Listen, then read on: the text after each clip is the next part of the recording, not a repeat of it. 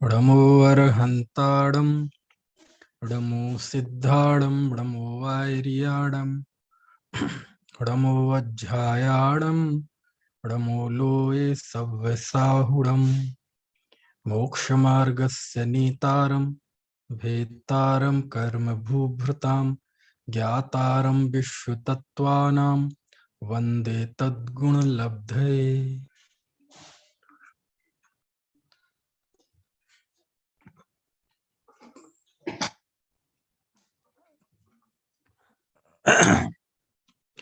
तत्वार्थ सूत्र 7वां अध्याय। व्रतों की स्थिरता के लिए कौन कौन सी भावनाएं होती हैं, ये विषय चल रहा है। कल हमने अहिंसा व्रत, सत्य व्रत और ये अचौर्य व्रत, इन तीनों की भावनाओं, तीनों व्रतों की स्थिरता के लिए कौन कौन सी भावनाएं होती हैं वो हमने पढ़ा था। 6वां सूत्र पढ़ रहे थे जिसमें अचौर्य व्रत की भावनाओं की बात आई थी। एक बार देखते हैं 6वां सूत्र। देखो जरा। शून्यागार विमोचितावास परो परोधाकरण भैक्ष शुद्धि सधर्माभ संवादाः पंच, ये सूत्र है। इस सूत्र में 5 अचौर्य व्रत की भावनाएं बताई हैं। अचौर्य व्रत यानी किसी भी पर वस्तु का किसी दूसरे की वस्तु के प्रति स्वामित्व ना होना, ठीक है, उसके प्रति राग नहीं करना, है ना। और सीधे शब्दों में कहें तो चोरी नहीं करना, चोरी का भाव नहीं होना, वो अचौर्य महाव्रत है ना। और उसका एक देश हो तो अचौर्य अणुव्रत है, ठीक है। तो उसको स्थिर रखने के लिए कौन कौन सी भावनाएं होती हैं, तो देखो इसमें सबसे पहला लिखा शून्यागार। और ये जो आवास है ना, आवास आवास दोनों के साथ लगाना है, शून्यागार वास और विमोचितावास।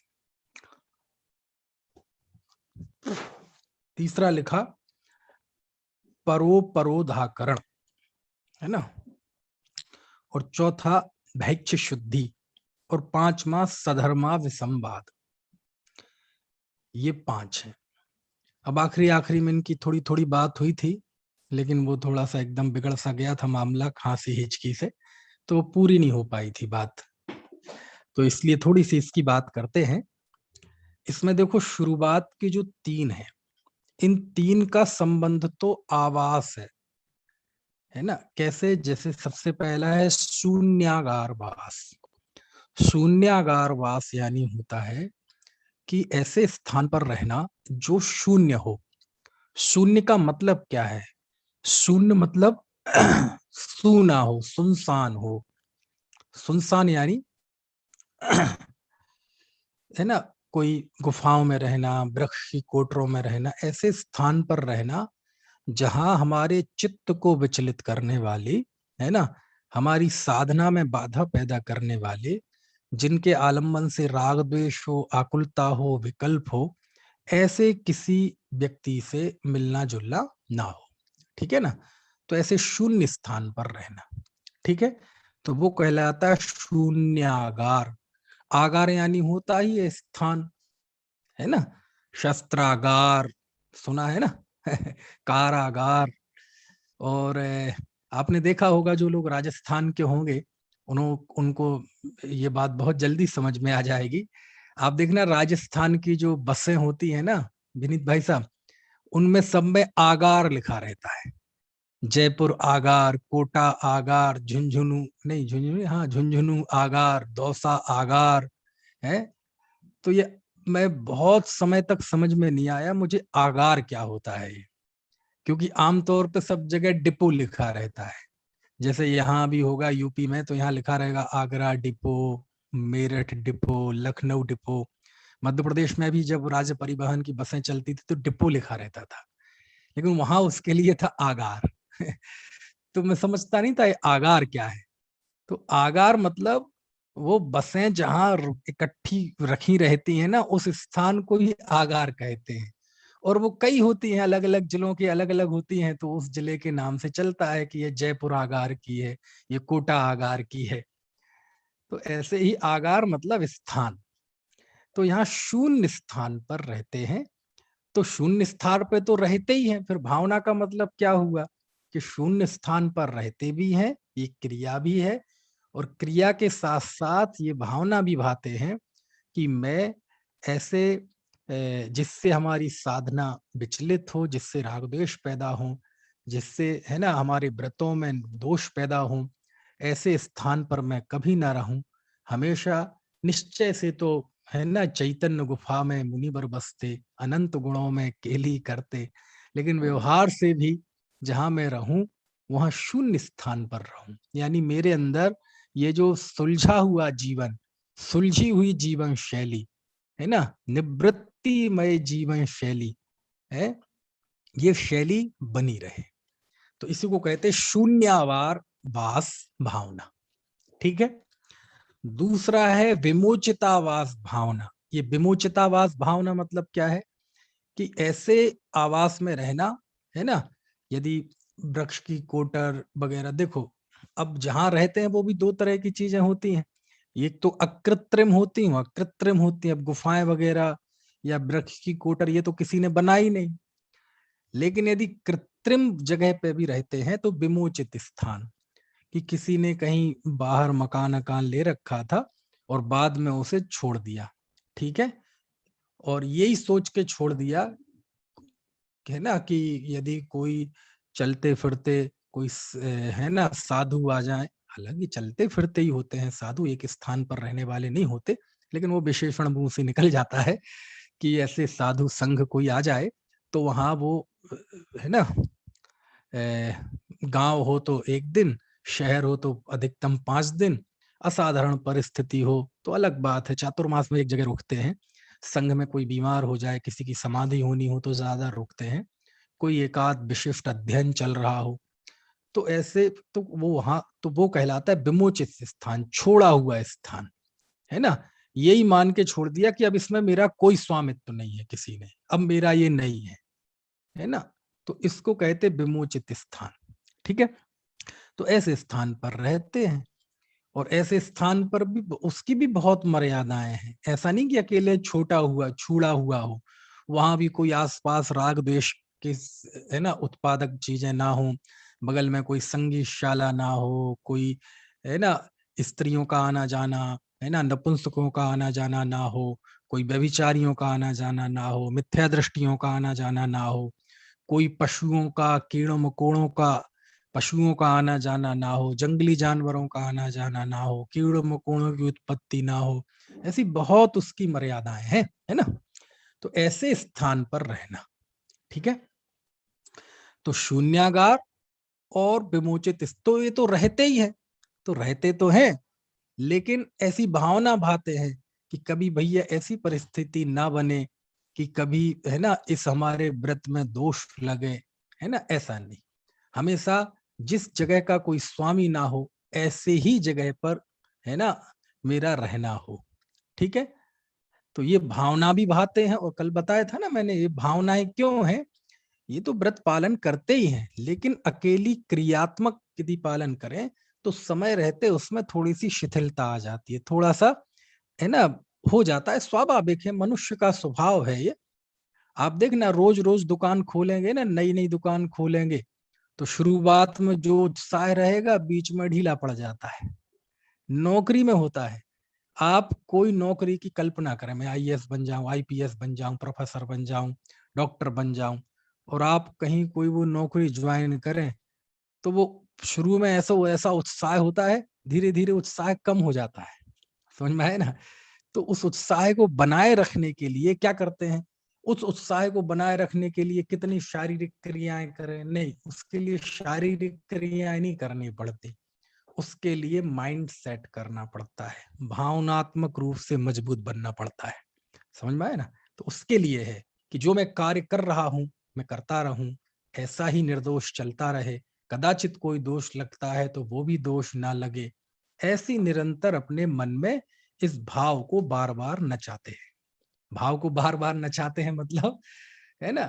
इसी भाव को बार बार पुनरावृत्ति पुनरावृत्ति पुनरावृत्ति, है ना। तो पुनरावृत्ति करने से वह व्रत दृढ़ होता है, और व्रत दृढ़ होता है तो बस उस फिर यही कहलाती हैं कि इनकी स्थिरता के लिए ये भावना भानी चाहिए, है ना। चलिए, फिर तीसरा लिखा परोपरोधाकरण। परोपरोधाकरण मतलब जहां आप हैं, चाहे शून्यागार में हो चाहे विमोचित स्थान में हो, उसमें भी एक मर्यादा है कि वो आप जहां हैं वो कोई संघ के कोई दूसरे साधु आ जाएं तो आप मना ना करें, नहीं नहीं ये तो मेरा, यहाँ मैं ठहरा हूं, आप यहाँ मत ठहरे, है ना। ऐसा नहीं। क्यों? क्योंकि ये अचौर्य व्रत है ना। शून्य आगार में क्यों रहना? क्योंकि उसका कोई स्वामी नहीं है, समझ में है ना। विमोचित स्थान में क्यों रहना? उसका कोई स्वामी नहीं है। तो ऐसे ही यदि हमने जहां हम ठहरे हुए किसी गुफा में अथवा किसी सूने घर में, है ना, तो मान लीजिए उस कमरे में कोई दूसरे साधु आ गए संघ के, और अपन ने उन्हें मना किया, और मना ना भी किया हो लेकिन मन में खेद खिन्नता आ गई, तो इसका मतलब क्या है? इसका मतलब यह है कि आप उस स्थान के प्रति स्वामित्व भाव रख रहे हैं, ये भाव रख रहे हैं कि ये मेरा है। यदि मेरा नहीं होता तो आपको खेद खिन्नता क्यों होती उनके आने से? ये तो हम आप जैसी स्थिति हो गई कि हम ट्रेन में बैठे थे, और ट्रेन में जब हम अपनी सीट पे गए तो देखा कोई दूसरा बैठा था। तो दूसरा बैठा हो तो हम क्या करते हैं? उठो, बोले क्यों? ये हमारी सीट है, समझ में है ना। तो हमारा उसमें स्वामित्व का भाव होता है कि नहीं, अधिकार का भाव होता है कि नहीं। भले ही बहुत स्थायी ना होता हो, लेकिन जहां तक स्टेशन आपको जाना है वहां तक का तो स्वामित्व भाव है, और कोई उठे ना तो हम झगड़ने के लिए तैयार हो जाते हैं कि नहीं। तो अपने, और कई बार खेद खिन्नता, मान लीजिए वो सीट है हमारी, उसमें जगह है, कोई नहीं आया है, दूसरा आके बैठ जाए, तो हम भले ही कुछ ना कहें शिष्टाचार के नाते, लेकिन मन में खेद खिन्नता होती है, जो आया यार यहीं बैठता है, बस भाई साहब अगले स्टेशन तक जाना है, वेटिंग में है, ये बच्चा साथ में बैठ जाने। तो ऐसे में भले ही हम कुछ ना कहें लेकिन खेद खिन्नता होती है, यार हर आदमी आ जाता है, जो देखो वही बैठ जाता है। तो ऐसे ही जैसे हम संसारी जीवों को होता है ना, और अपनी तो ये स्थिति है, बस में कोई रूमाल डाल देना तो उतने में मान लेता है कि ये सीट मेरी है, और उस पर बड़े बड़े झगड़े हो जाते हैं, और मेरठ जैसी जगह आओ तो इतने में तो गोलियां भी चल जाए। यानी आप देखो, रूमाल डाल दिया, इतने में वो सीट का स्वामी बन जाता है, सीट मेरी है। तो ये जो स्वामित्व की प्रवृत्ति है, यदि हम किसी स्थान पर ठहरे हों और कोई दूसरा आ जाए, है ना, तो कहे, तो भले ही कुछ ना कहें लेकिन मन में खेद खिन्नता हो जाए, बैठा हो तो ऐसा लगा चला जाए, तो ये सब स्वामित्व का भाव है, समझ में आया ना। तो ये ऐसा नहीं होता है मुनि के। अरे वो तो आपको पता है, मूलाचार में सब गाथाएं लिखी हैं, है ना, 10 प्रकार का समाचार लिखा है, बहुत अच्छी अच्छी बातें हैं। तो उसमें लिखा, मुनिराज कहीं एकांत स्थान में कहीं ठहरते भी हैं रात रात में, तो बाकायदा इजाजत लेते हैं। इजाजत किससे लेते हैं? वो तो सूना घर है, तो कहते हैं वहां कोई देवी देव एव रहता हो, यक्ष कोई व्यंतर, तो उससे इजाजत लेते हैं, और उसको जाके मतलब इजाजत कह लो, निवेदन कह लो उसे ही, है ना, कि भैया हम यहाँ ठहरना चाहते हैं, आपकी इजाजत हो तो हम ठहर जाएं। और फिर वो ठहरते हैं, और जब वहां से जाते हैं तो उन्हें थैंक्स कहते हैं कि आप चाहें तो अब यहाँ रह सकते हैं। ये जो पूजा में चला ना, निस्सही निस्सही आसही आसही, अनेक जगह निस्सही निस्सही, जब वो मंदिर के बाहर बोलते ना दरवाजे के यहाँ, निस्सही निस्सही निस्सही, तो बच्चों को तो हम पाठशाला में निस्सही का यही अर्थ बताते हैं कि निस्सही का अर्थ होता है समस्त सांसारिक कार्यों का निषेध। यानी जब हम अंदर जा रहे हैं भगवान के सामने, तो समस्त सांसारिक बातें मन वचन काया से बाहर ही छोड़ के आते हैं, है ना। क्योंकि अब बच्चों को आप क्या बताओगे, उसके साथ जुड़ी हुई एक और बात है। एक दूसरा अर्थ है निस्सही का, दूसरा क्या वो बहुत मिलता है कि यदि हम मंदिर में जाते हैं तो मान लीजिए कोई देवगति के जीव हों, देव हों, वो दर्शन कर रहे हों, तो उनको हम कहते हैं निस्सही निस्सही निस्सही, मतलब आप हट जाइए हट जाइए हट जाइए, निवेदन करते हैं, है ना। अब हो चाहे नहीं हो, ऐसे कोई इतने फ्री नहीं है कि ऐसे ही यहाँ वहां हमारे यहाँ घूमते रहे, लेकिन संभावना शास्त्रों में तो हम ऐसा कहते हैं कि हट जाइए हट जाइए हट जाइए, और फिर जाते हैं वहां से तो कहते हैं आसही आसही आसही, मतलब अब आप आ जाइए आ जाइए आ जाइए, है ना, ऐसे भी शास्त्रों में लिखा हुआ है। तो वो दर्शन के विषय में जो है सो है, वो तो सब बात है, लेकिन मुनिराज जब कहीं ठहरते हैं तो उस जगह पे कोई व्यंतर आदि भी रहने लगा हो, यक्ष, क्योंकि ये व्यंतरों का ऐसी कहीं पेड़ पे रहने लगे, शून्य घर में रहने लगे, है ना, तो उनकी स्वामित्व बुद्धि हो जाती है उसमें, मुनि की तो नहीं होती लेकिन उनकी हो जाती है। तो वो बाकायदा जो लोग दिख नहीं रहे हैं, मंद कषाई होते हैं, ऐसे देवों से भी इजाजत लेके रहते हैं और जाते हैं तो उन्हें थैंक्स करते हैं, ऐसा शास्त्र में लिखा है ना। तो खैर, तो कहने का आशय ये है कि वो स्वामित्व तो नहीं रखते कि आपकी इजाजत हो तो ठीक है, नहीं है तो कोई बात नहीं, है ना। तो मनुष्यों से तो ठीक, उन्हें तो उनसे भी कोई वो नहीं है ना। तो ये है। अब देखो, जैसे शून्यागार विमोचित स्थान, ये ऐसा क्यों लिखा कि ऐसे स्थान पर उसका कोई स्वामी नहीं है, क्योंकि जिस जगह का कोई स्वामी हो, आप उस स्थान पर रहेंगे तो उस व्यक्ति के अंदर भी खेत खिन्नता हो सकती है और आपके अंदर भी खेत खिन्नता हो सकती है कि नहीं हो सकती है। आप देखो ना, क्या कहते हैं, बाहुबली को क्या विकल्प था, बाहुबली को क्या विकल्प था। अब वो विकल्प क्या रहा होगा, हकीकत में तो भगवान जाने, लेकिन ऐसी एक बात तो है ना शास्त्र में कि उन्हें ये विकल्प था कि मैं भरत की भूमि पर खड़ा हूं। और देखो, ये जो विकल्प था उनके अंदर, कहते हैं उन्हें केवल ज्ञान नहीं हो पाया उस वजह से। फिर भरत महाराज ने जाके कहा कि हे प्रभु, हे स्वामी, ये जमीन किसी की नहीं है, आप ऐसा मन में विकल्प क्यों रखते हैं। तब उनको समझ में आया, नहीं तो समझ में ही नहीं आता, बताओ। है, एक गृहस्थ जाके मुनि को समझाया, तब समझ में आया मुनि को। खैर, अब कहानी है, कहानी को कहानी तरह से लेना चाहिए। कुल मिला के यह है कि उनका उपयोग स्थिर नहीं रह पा रहा था अपने आत्मा में। अब वो जब स्थिर नहीं रह पाता है तो कोई ना कोई आलम्बन तो बाहर में बनता है। अब बाहर में आलम्बन क्या बना, तो अब वो चूंकि भरत से झगड़ा हुआ था, चक्रवर्तित्व को लात मार के आए थे, तो लोगों ने उससे जोड़ दिया। जो भी रहा जोड़ दिया, उससे भी अपन को कोई दिक्कत नहीं, नहीं जोड़ते तो और अच्छा था। लेकिन कहने का आशा ये है, ये जमीन खड़े, इसका कोई स्वामी है और मैं इस पे खड़ा हूं, ये विकल्प आप समझ रहे हैं ना कितना बाधक था। जबकि वो तद्भव मोक्षगामी थे, उत्तम संघनन के धारी थे, शायद सम्यक दृष्टि थे, है ना, सब थी। तो हम जैसे लोगों के लिए तो वो कितनी बाधक होगी वो मन में विकल्प। कहते इसलिए ऐसे स्थान पर, हालांकि वो उनकी चिंता सही नहीं थी, क्योंकि वो जहां खड़े थे वो जमीन का कोई स्वामी नहीं था।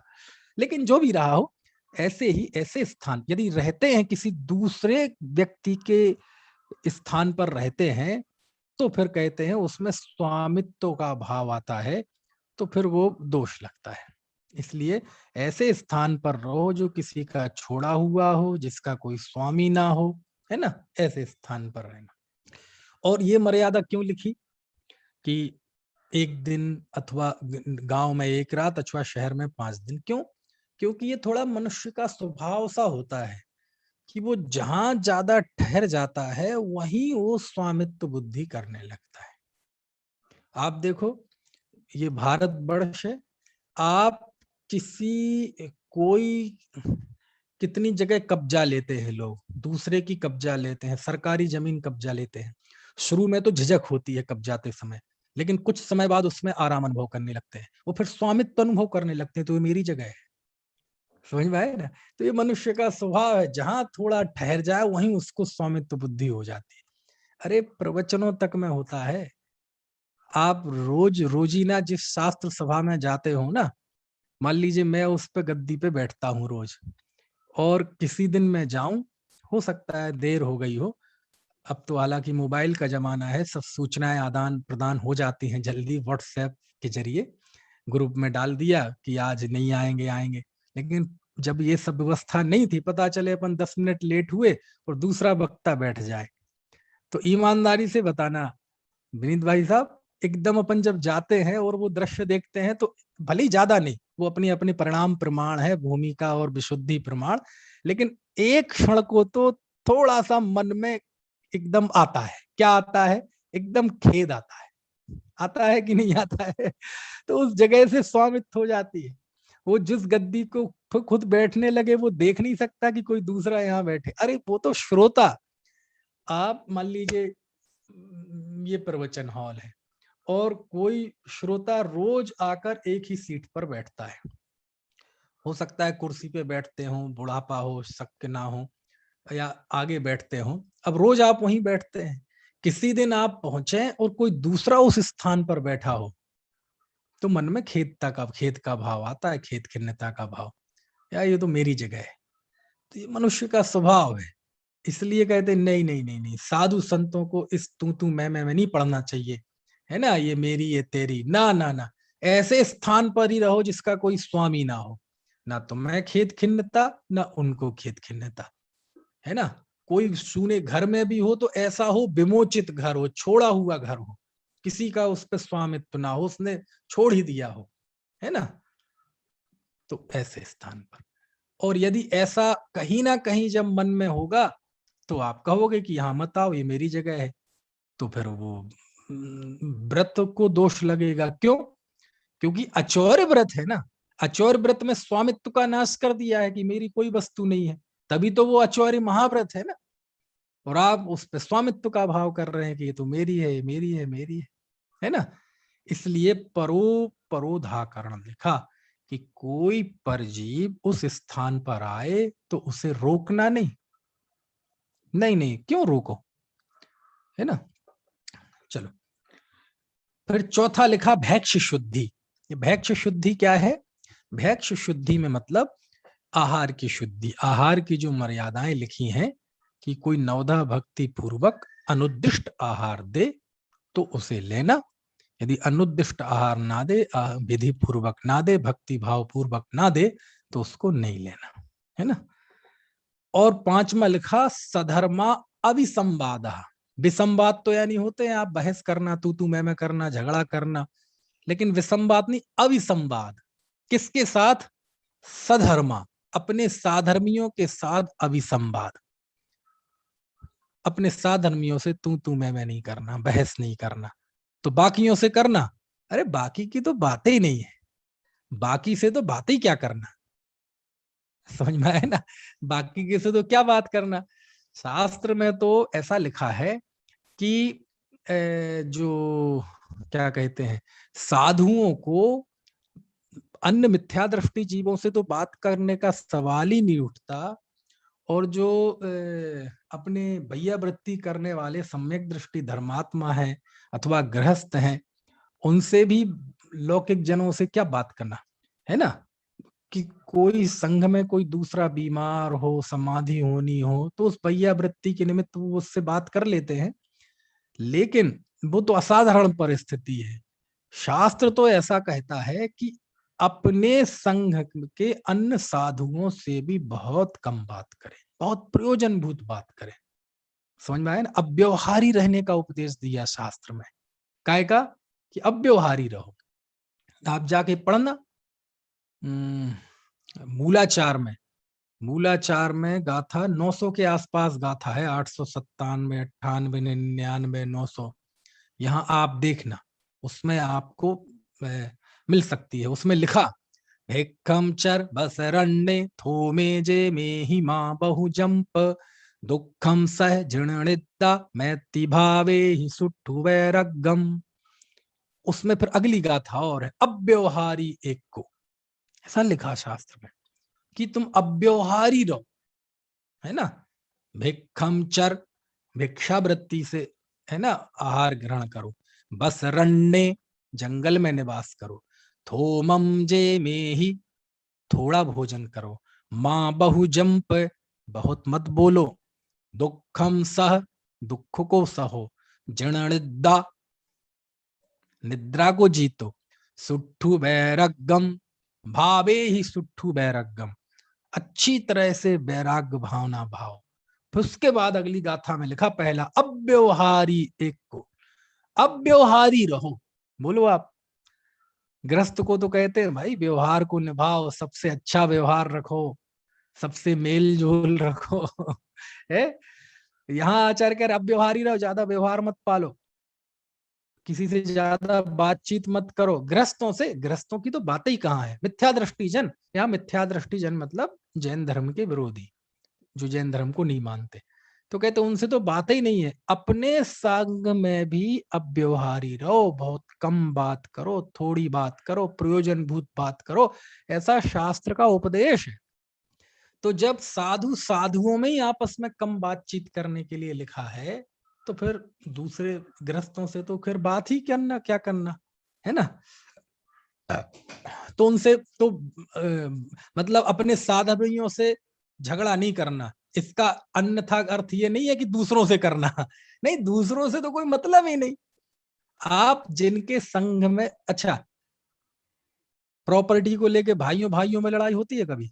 भाइयों ही भाइयों में होती है प्रॉपर्टी को लेके, है ना, दोस्तों में तो होती नहीं भाई, है ना। है, नल के पानी को लेकर, नाली को लेकर, इन सब चीजों को लेकर किससे झगड़ा होगा? पड़ोसी पड़ोसी से होगा, है ना। तो सबसे झगड़े का एक दायरा है, मुनि का झगड़ा किससे होगा? 24 घंटे जिनके साथ रहते हैं उस संग वालों से होगा, यदि होगा नहीं और किन बातों को लेकर होगा? वहां कोई स्त्री का झगड़ा नहीं, कोई रुपए पैसे का झगड़ा नहीं, कोई सोने चांदी दास दासी का झगड़ा नहीं, काय का झगड़ा होगा? संघ, संघ के साधुओं में किस बात को लेकर मनमुटाव हो सकता है? तो कहते पहली बात तो होता ही नहीं है, समझ में? कदाचित वो यहाँ ठहरे हैं, वो यहाँ ठहरे हैं, तो कहते उसका निषेध किया, किसी को आने जाने की मनाही नहीं, किसी का कोई स्वामित्व नहीं है। तो क्या करो? बोले कम बोलो। क्यों? क्योंकि देखो संघ में एक तो होते हैं आचार्य, अब आचार्य तो सबसे बड़े होते हैं, वो तो बहुत अनुशासन प्रिय होते हैं, उनके सामने तो कोई बोल नहीं सकता, बहुत ज्ञान ध्यान चारित्र में दृढ़ होते हैं, ठीक है। उपाध्याय होते हैं, वो भी सामान्य साधु नहीं होते, लेकिन सबसे ज्यादा संख्या होती है साधु परमेष्ठियों की, और वो सब समान पद के धारी है, साधु साधु साधु। तो कहते जब समान पद के लोग मिलते हैं तो आपस में मतलब उल्टी सीधी बातें हो सकती है। पता चले कोई अपने पूर्व का याद करने लगे, यार मैं तो वहां गांव में रहता था और मेरा तो बहुत बड़ा व्यापार था, कोई कहे अरे मेरी तो बहुत बड़ी नौकरी थी और मेरे तो बहुत प्यारे प्यारे बच्चे थे, मैं सबको छोड़ के आ गया। ऐसा कोई ना कोई साधु समान पद के होंगे ना आपस में, तो आपस में वो बात करके वो उनको राग द्वेष उत्पन्न हो सकते हैं, विषयाभिलाषा उत्पन्न हो सकती है, वैराग्य है ना थोड़ा कमजोर पड़ सकता है, इसलिए कहते हैं आपस में बात मत करो। ऐसा लिखा शास्त्रों में, मैं कोई मन से नहीं कह रहा हूं, समझ। अरे अपन ही देख लो ना निपुण भाई, जैसे अ, हम लोग जब शास्त्री शास्त्री सब आपस में मिलते हैं, और जब आपस में मिलते हैं तो कैसे मिलते हैं जरा बताना। हमारे मिलने को देख के कोई कहेगा कि ये पंडित है? है ना। आपस में एक दूसरे को गले लगाएंगे, हंसी करेंगे, मजाक करेंगे, एक दूसरे पर है ना व्यंग करेंगे, और तो ये उसको उस चीज को देखकर कोई कहेगा कि ये पंडित जी है, प्रवचन कर रहे थे कल, कितने बढ़िया थे, और वहां तो बढ़िया एकदम कुर्ते पैजामे में और एकदम सफेद उसमें इसमें, और यहाँ पैंट शर्ट होता है ऐसा, स्वाभाविक है। क्यों? क्योंकि वहां सब समान पद के धारी हो गए। अच्छा, हम ही है ना, हम अपने गुरु जी के साथ हम शांति जी के पास जाएंगे सब लोग मिलके, तो वहां करेंगे मजाक, अरे वो हमारे गुरु हैं, वहां सब शिष्ट हो जाएंगे, है ना।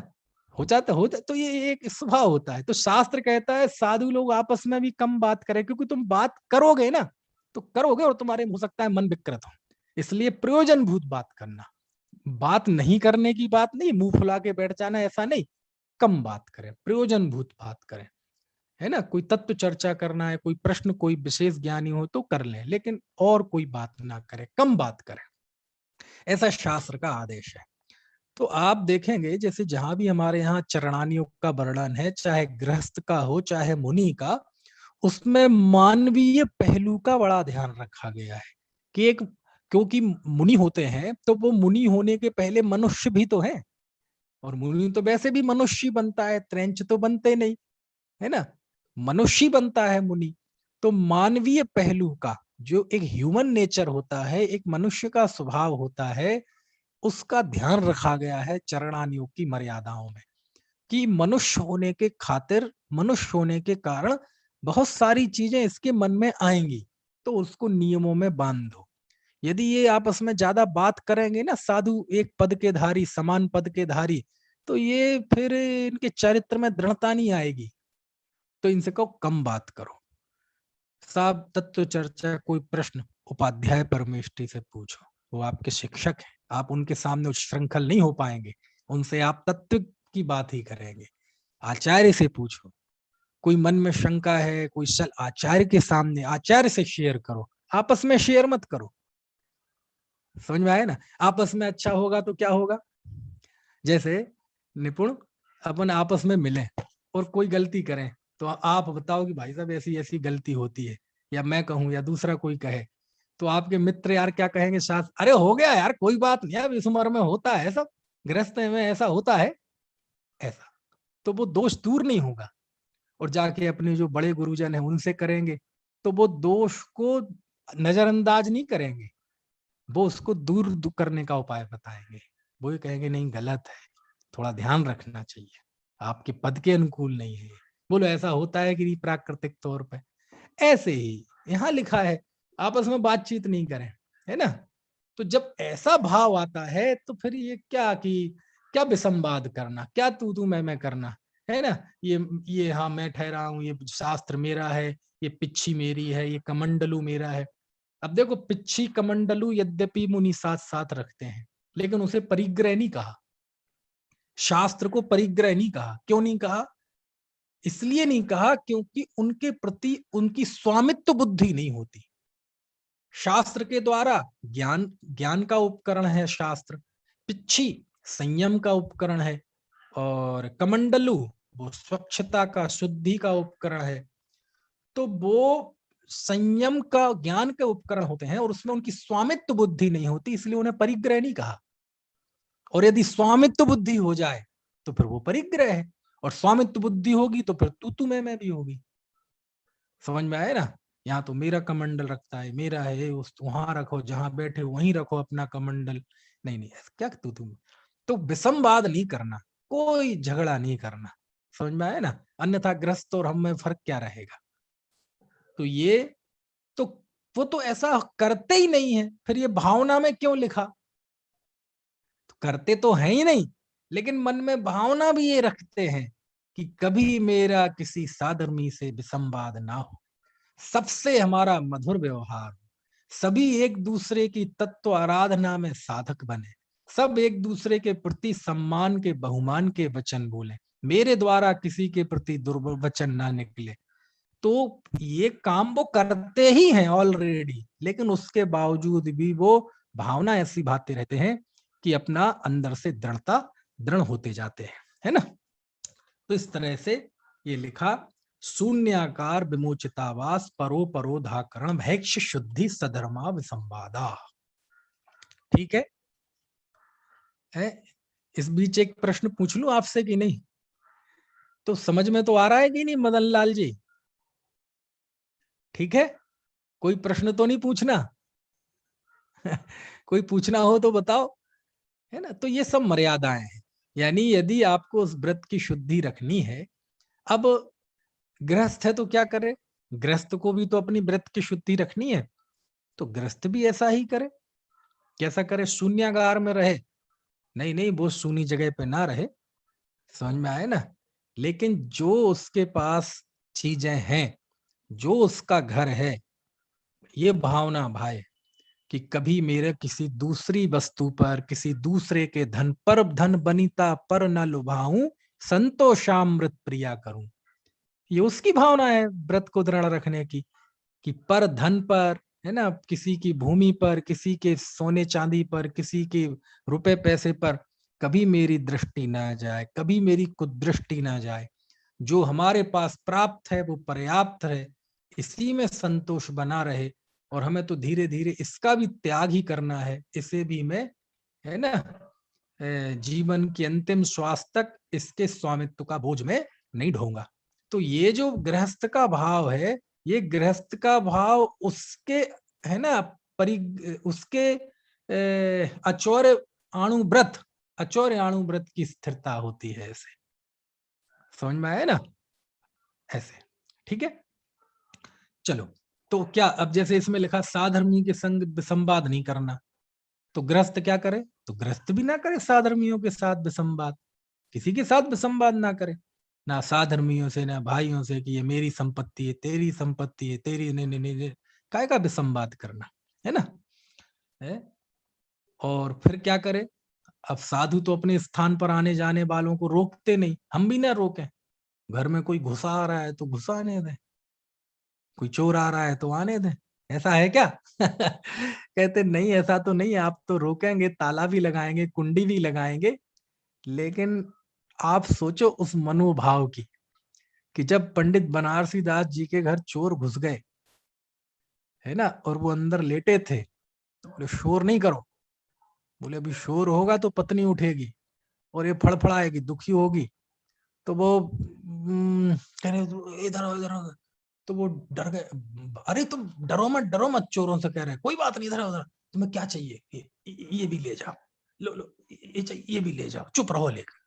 नहीं तो पत्नी उठ गई तो फिर कुछ ना ले जा पाओगे, ध्यान रखना। मतलब ये मन में सोचा होगा, कहानी होगा, ये तो मेरी अपनी कल्पना है ना, कि चुप रहो, और ठीक है हम जा रहे हैं, सुनो सुनो सुनो, ये भी ले जाओ, ये भी ले जाओ। है ना, जितना परिग्रह जाए उतना बढ़िया है। तो देखो, चोर तो आ रहा है चोरी करने, और वह चोरों के सामने भी वह अपना अचौर्याणु व्रत पुष्ट कर रहे हैं। कौन सा पुष्ट कर रहे हैं? अचौर्याणु व्रत पुष्ट कर रहे हैं। अब ये मत कहना कि उनके अचौर्य व्रत था कि नहीं, वो अणुव्रती थे कि नहीं, है ना, है थे तो अच्छा है, नहीं हो तो इस प्रसंग में, है ना, मान लेना, समझ में आया ना, उदाहरण के रूप में मान लेना, उसको स्वीकार कर लेना। है ना? तो कहने का आशय ये है कि ऐसा अचौर्याणु व्रत मतलब, भाई मैं पर धन बनिता पर न लोभाऊं, संतोषाम व्रत पिया करूं, ये मेरी भावना में ये क्या है? ये भावना के द्वारा वह व्रत ही तो पुष्ट कर रहा है, कर रहा है कि नहीं कर रहा है? तो गृहस्थ अपने लेवल पे भाई, क्योंकि यहाँ तो कह रहे कि ये स्थिरता के लिए है, व्रत की स्थिरता के लिए। तो अब चूंकि व्रत में मुख्यता तो मुनि की है, इसलिए मुनि की अपेक्षा बात आई है। धर्म के बड़े बड़े जो महत्वपूर्ण अंग है, सब में मुनि की मुख्यता है। व्रतों में महाव्रतों की मुख्यता है, तपों में मुनि के तप की मुख्यता है, ध्यान में मुनि के ध्यान की मुख्यता है, वैराग्य में मुनि के वैराग्य की मुख्यता है ना, शुद्धोपयोग में मुनि के शुद्धोपयोग की ही मुख्यता है। तो सब जगह उन्हीं की मुख्यता है, शास्त्रों में ज्यादातर उन्हीं, क्योंकि वो ही मोक्ष प्राप्त करते हैं ना, वो ही मुक्ति की साधना करते हैं प्रचुर रूप से, है ना। ग्रस्त नहीं करता, मुक्त नहीं हो पाता वो ग्रस्त दशा में, वो तो छोटी दशा है, निम्न दशा है, इसलिए उसकी मुख्यता नहीं है ना। तो ग्रस्त क्या करे, उस बात को मुनियों पे छोड़ के स्वयं निश्चिंत हो जाए, बोले नहीं, आप जिस भूमिका में है उस भूमिका में दृढ़ दृढ़ बने रहो, है ना। अब देखो, अनेक लोग समझ लो अणुव्रत ही है, अणुव्रत पालन करते हैं, मान लो 12 व्रतों का पालन करते हैं, तो रत्नकण श्राप का चार पढ़े कि नहीं पढ़े? जब हम श्राप का चार का पालन ही करते हैं तो क्यों पढ़े? मुनि मूलाचार पढ़े कि नहीं पढ़े? क्यों क्यों पढ़े? जब हम तो वो पालन करते ही हैं, फिर क्यों पढ़े? अरे अपने मुनि पने के पुष्ट करने के लिए पढ़े, अपने श्राप का चार को पुष्ट और परिवृद्ध वृद्धिंगत हो, इसके लिए पढ़े। समझ में आया ना? तो जो जिस भूमिका में, उस भूमिका के शास्त्रों को पढ़ता है, प्रमुखता से पढ़ता है, क्यों? उससे उसकी वह भूमिका पुष्ट होती है ना। ऐसे चलो, तो ये हो गया अचौर्याणु व्रत की, अचौर्य व्रत की 5 भावनाएं। अब 7वां सूत्र पढ़ते हैं, इसमें ब्रह्मचर्य व्रत की 5 भावनाओं का वर्णन है। देखो देखते हैं 7वां सूत्र। स्त्री राग कथा श्रवण तन मनोहरांग निरीक्षण पूर्व व्रतानुस्मरण वृष्टेष्ट रस्व शरीर संस्कार त्यागा पंच। ये सूत्र है, फिर से बोलते हैं।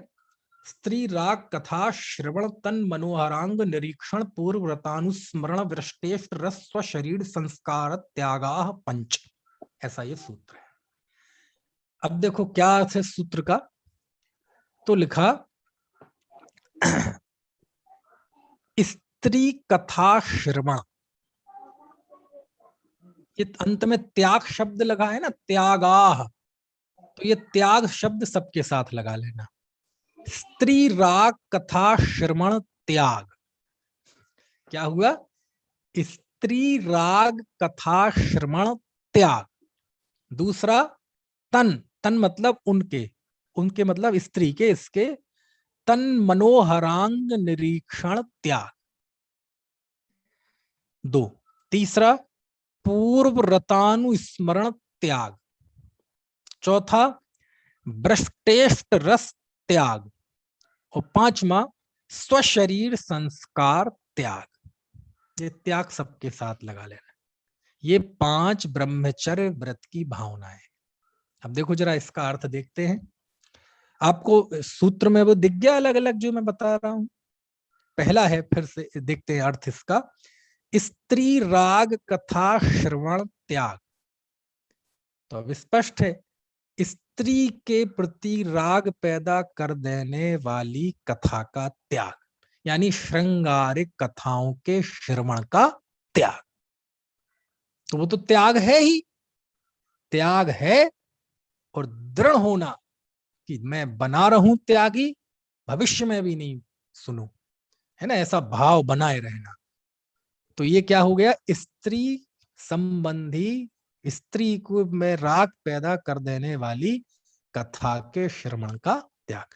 ऐसी कोई राग वर्धक कहानी, ऐसे कोई राग, है ना, श्रृंगार की, प्रेम की, कोई काव्य महाकाव्य, ऐसा श्रवण वो नहीं करते। ठीक है, चलो। अच्छा, ऐसी लिखते तो है, क्यों? प्रथमान युग में जाओगे तो वो श्रृंगार का वर्णन नहीं करते। आप देखो प्रथमान युग में जाओ, कई कई गाथाओं में, गाथा मतलब वो गाथा प्राकृत की बोलने में आता है, श्लोकों में, पुराणों में जाओ आप, खूब स्त्री की सुंदरता का वर्णन, आसक्ति का वर्णन, स्त्री पुरुष के प्रेम का वर्णन खूब करते हैं आचार्य देव। तो उन्हें पाप नहीं लगता। वो स्त्री कथा नहीं है, वो विकथा नहीं है, है? कहते नहीं वो कषाय पाहुड़ ग्रंथ है। कषाय पाहुड़ ग्रंथ किसने लिखा? किसने लिखा? गुणधर आचार्य ने। अच्छा, कषाय का स्वरूप किसने बताया? मूलतः सर्वज्ञ देव ने, है ना। अल्पज्ञ का स्वरूप किसने बताया? सर्वज्ञ देव ने। अल्पज्ञ का स्वरूप भी सर्वज्ञ बताते हैं। कषाय का स्वरूप भी अकषाई जी बताते हैं, वीतरागी। राग का स्वरूप भी वीतरागी जी बताते हैं। पाप का स्वरूप भी पाप के त्यागी बताते हैं। संसार का स्वरूप भी संसार जिन्होंने छोड़ दिया है वो बताते हैं। बताते कि नहीं? ऐसी मुनि भी, उन्होंने कषायांश, उनका नाश हो गया है। यानी स्त्री संबंधी सुख बुद्धि, दुनिया की समस्त स्त्रियों को मैं भोगूं, ऐसा जो अनंतानुबंधी कषाय है वो नाश कर दी है।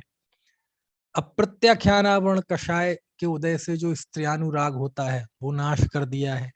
और प्रत्याख्यानावरण कषाय के उदय से, है ना, वो नाश कर दिया है। अब कितना बचा? संजुलन। तो संजुलन कषाय का जिनके मात्र है, उनके वो शास्त्र लेखन में इस तरह का राग भाव पैदा नहीं होता। वो तो वीतराग भाव से लिख रहे हैं, है ना। वो उसको ऐसे समझ सकते हैं जैसे डॉक्टर होता है, डॉक्टर तो रोग का इलाज करता है ना। वो सामने वाला मरीज स्वरूप है कि कुरूप है कि स्त्री है कि पुरुष है, उसे इससे कोई मतलब नहीं है, वो तो उस रोग का इलाज करता है। ऐसे ही आचार्य जब लिखते हैं प्रथमान युग वगैरह, तो वह तो इलाज कर रहे हैं। किसका? पाठक की वृत्ति का, मनोवृत्ति का, हीन भावना का, जीवन में छाई जड़ता का, निराशा का, शिथिलता का, उसका इलाज कर रहे हैं। तो उसे कैसे ना कैसे धर्म मार्ग में लगाना है ना। तो जैसे बच्चे को कड़वी दवाई देना हो तो उसे पतासे में देते हैं, चाशनी के साथ देते हैं, है ना। ऐसे ही आचार्य को तत्व ज्ञान का, वैराग्य का उपदेश देना है तो अव्युत्पन्न जीवों को, जो प्राथमिक भूमिका वाले, उनको कथाओं के माध्यम से वो तत्व ज्ञान और वैराग्य की बात कहते हैं। तो उसके लिए उन्होंने ये सब वर्णन करना पड़ता है, लेकिन उससे वो स्वयं राग द्वेष नहीं होता उनके, स्वयं के वो उस तरह की वासना उनके नहीं है ना।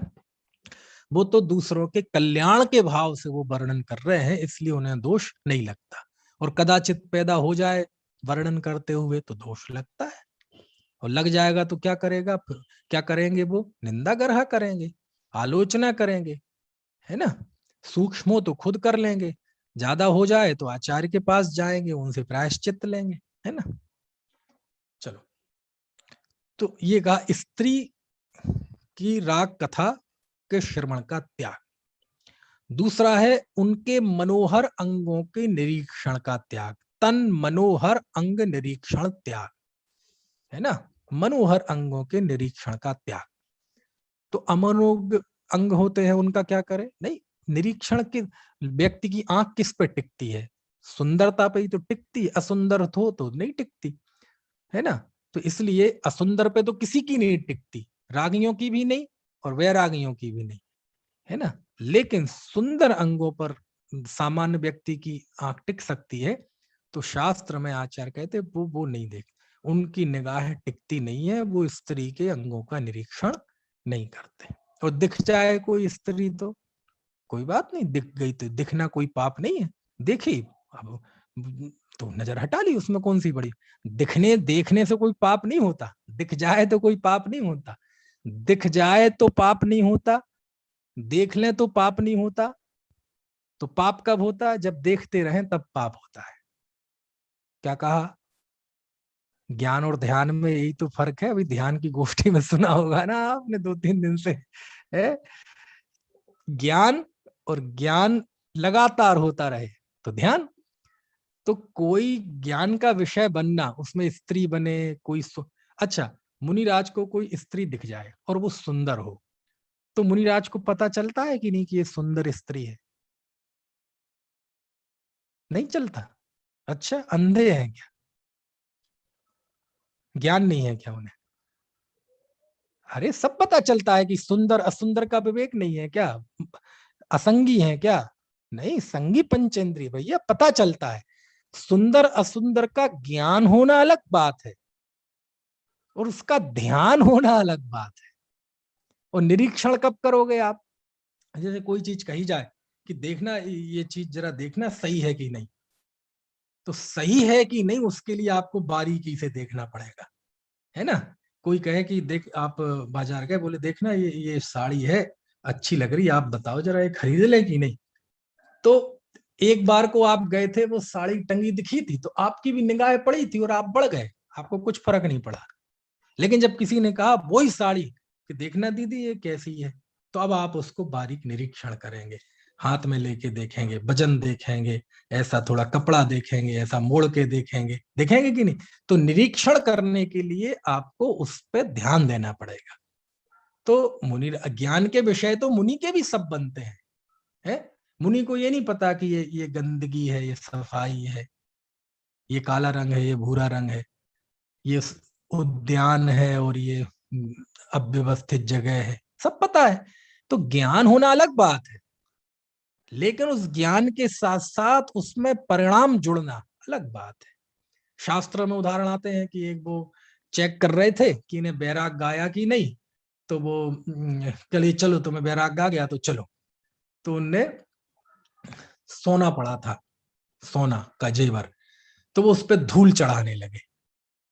समझ में आया ना। तो बोले क्यों चढ़ा रहे, बोले इसलिए चढ़ा रहे थे कि भाई वो सोने के प्रति बड़ा राग होता है महिला को, यदि वो सोना दिख जाए, पता चले उससे राग पैदा हो जाए तो वो दीक्षा का भाव छोड़ दें। बोले अरे रे रे, ये मिट्टी पे मिट्टी क्यों डाल रहे हो तुम, क्या जवाब सुनी है ना ये कहानी। अब कहानी का विधान कुछ यहाँ वहां हो सकता है, ये मिट्टी पे मिट्टी क्यों डाल रहे हो? बोलो उसे तो मिट्टी दिख रही है, इसे सोना दिख रहा है। तो मतलब क्या हुआ इसका?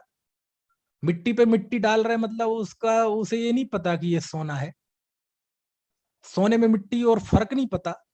अरे मैं तो कहता हूँ अभी दीक्षा लेने जा रही हो, दीक्षा ले भी ली, कोई मुनि दीक्षा ले ली किसी पुरुष ने, महिला तो दूर है ना, किसी पुरुष ने मुनि दीक्षा ले ली, वो भावलिंगी संत, तो उन्हें नहीं पता मिट्टी क्या होता है, सोना क्या होता है। उनके पास आ जाए ये मिट्टी, उसको फर्क पता नहीं चलेगा।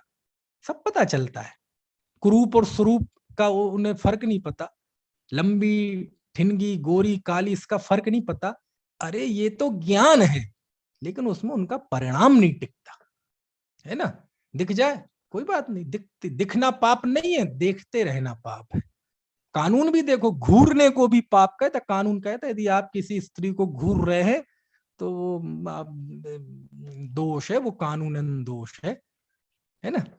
तो इसलिए निरीक्षण लिखा, क्या लिखा? उनके मनोहर अंगों का निरीक्षण, उसका त्याग, वो निरीक्षण नहीं करते। तो जब करते ही नहीं तो फिर उसको क्यों लिया? अरे करते नहीं है, लेकिन वो ये चाहते हैं कि हमारा ये वैराग्य भाव बना रहे। यही कारण है कि चरणानियों के शास्त्रों में बार बार वो ब्रह्मचर्य का स्वरूप पढ़ते हैं, ब्रह्मचर्य में स्त्री के प्रति अनुराग कितना बाधक है ऐसा पढ़ते हैं।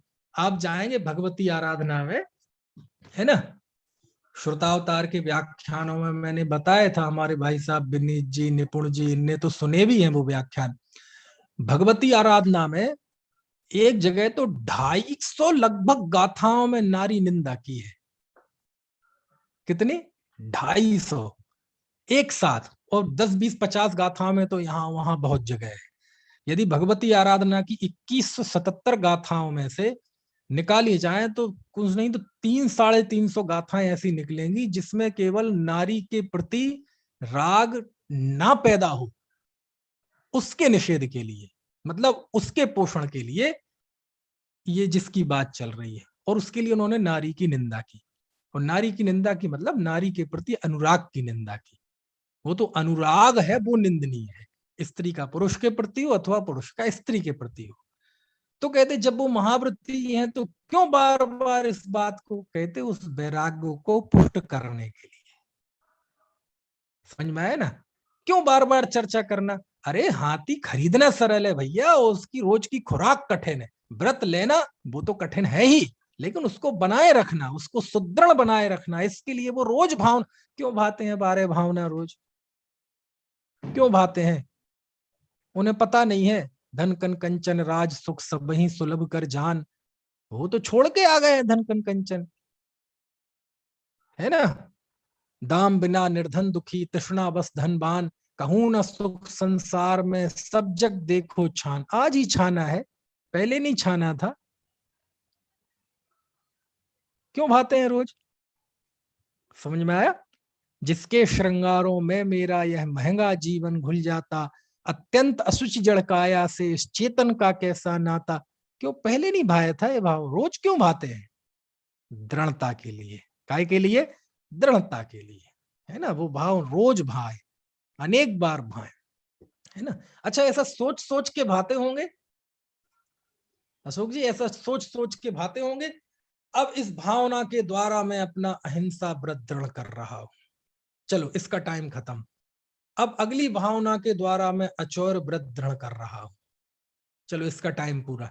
अब अगला मैं ब्रह्मचर्य व्रत सुदृढ़ कर रहा हूं। ऐसा होता है क्या? क्या करे, ये सब मर्यादाओं को बांधने के लिए है ना। ऐसा कोई सोच विचार चिंतन मनन जरूरी नहीं है वो, है ना। ऐसे क्रम से करें अथवा जैसे सूत्र में लिखा है इसी क्रम से करें, इन्हीं इन टीकाओं में जैसा लिखा है, इन टीकाओं वचनिकाओं में जो भाषा लिखी है, जिस क्रम में जिन शब्दों में लिखी है ऐसे ही करें। हकीकत में जो मुनि की वृत्ति है वो बहुत स्वावलंबनमयी वृत्ति है, बहुत अलग ही तरह की मनोवृत्ति, अलग तरह का माइंड सेट होता है साधु संतों के, है ना। कि उनने बता दिया तो इस क्रम से करना, ऐसे करना, अरे ऐसा कुछ नहीं है। किसका नाम मूल गुण है? शास्त्रों में मूल गुण लिखा है, उसका पालन नहीं करते मुनि, बल्कि वो जो पालन करते हैं उसको शास्त्रों में लिखा है। ऐसे ही वो जो भावना भाते हैं, जो उनके अंदर वैराग्य उमड़ता रहता है, उन भावनाओं को 12 भागों में बांटा है। अनित्यादि भावना, अनित्य श्रण संसारी 12 भावना है ना, तो ऐसे क्रम से भाते होंगे 12 भावना। अब मैं अनित्य भावना भाता हूँ, मैं अशरण भावना भाता हूँ, ऐसा कुछ नहीं है। ना वो इस क्रम से भाते हैं और ना ये 12 की 12 एक साथ भाते हैं, ना अलग अलग भाते हैं, वो कुछ नहीं भाते इस तरह से। वो गुलाम नहीं है कि इस क्रम से भा दी तो अभी हमें इसी क्रम से भाना है, नहीं तो क्रम भंग हो जाएगा, तो अनर्थ हो जाएगा, ऐसा कुछ नहीं है।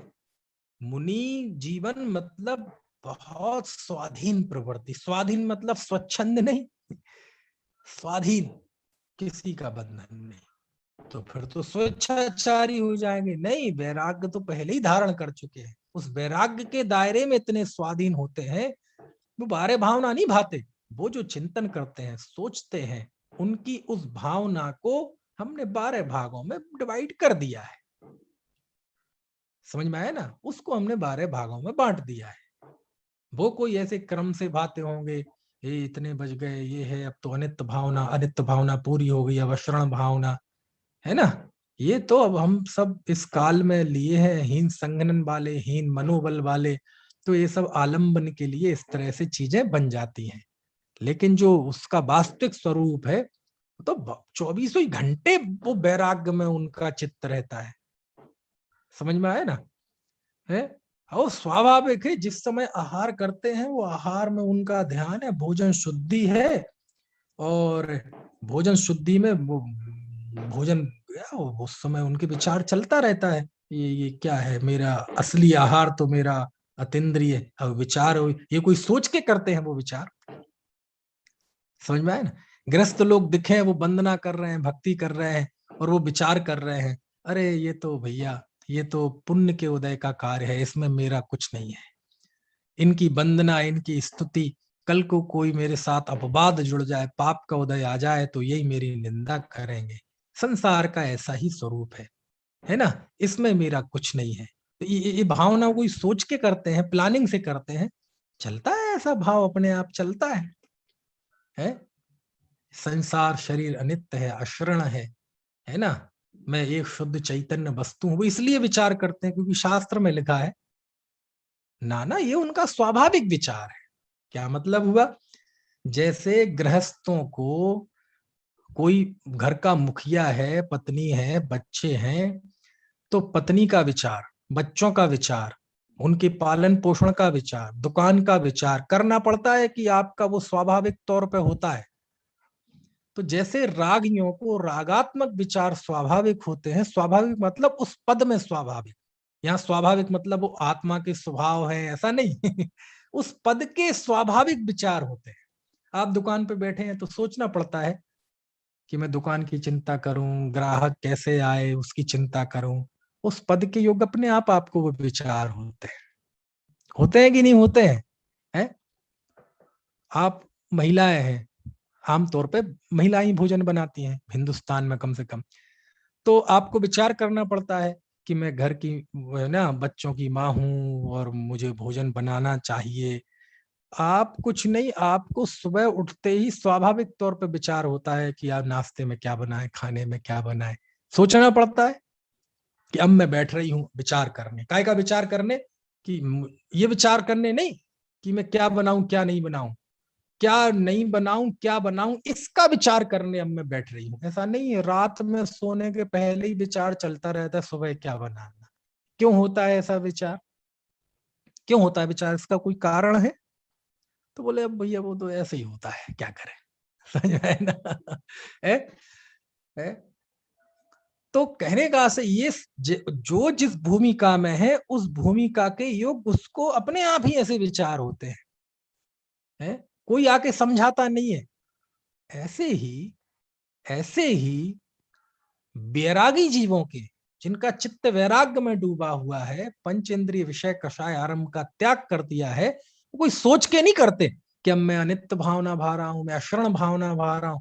अरे वो हमेशा ये भाव भाते हैं, कभी इसका कभी इसका कभी उसका, कभी विचार चलता रहता है, कभी पलट जाता है, कभी तीन लोग का विचार करते हैं, कभी शरीर का विचार करते हैं, कभी ये विचार आता है मेरा पुण्य जीवन बना रहे, मेरी निस्संगता की भावना बनी रहे, मेरा व्रत दृढ़ रहे। तो ऐसा क्रम से थोड़ी करते हैं कि अभी अहिंसा व्रत, अभी सत्य व्रत। अरे वो जो भाते हैं, वो जो उनके मानस की दृढ़ता है, जो वो रोज करते हैं, अपने आप करते हैं, बिना किसी आडंबर के, बिना किसी दिखावे के, उनकी उस पवित्र दृढ़ता को, उस चलने वाले उनके अपने भावों को सब शास्त्रों में ऐसे शब्दों में बांध दिया है। कुछ बात समझ में आ रही है कि नहीं? ऐसा है। चलो, तो ये हो गया। और चौथा है पूर्व व्रतानुस्मरण। अनुस्मरण, पूर्व में भोगे हुए भोग को स्मरण नहीं करना, है ना। पूर्व में भोग भोगा था उसका स्मरण नहीं करना। और पांचवा तीसरा था, चौथा है भ्रष्टेष्ट रस, गरिष्ठ भोजन का त्याग करना, ऐसे रस का त्याग करना जिससे काम विकार बढ़े। और पांचवा है स्वशरीर संस्कार त्याग, शरीर के संस्कार का, तेल फुलेल उपटन आदि का त्याग करना। ठीक है, समय हो गया है और चर्चा कल करेंगे।